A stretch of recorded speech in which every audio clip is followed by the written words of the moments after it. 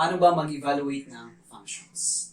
So example, evaluate function of x equals 3x plus 7 when x is equal to 3. So yung gagawin lang natin dito, papalitan lang natin lahat ng values ng x ng 3. Okay? Yun lang ibig sabihin ng evaluation. So sulat natin yung function. Function of x is equal to 3x plus 7. Okay? So dahil pinapa-evaluate sa atin when x is equal to 3, palitan lang natin ng 3 yung mga x. So f of 3 is equal to 3 times 3 plus 7. Okay?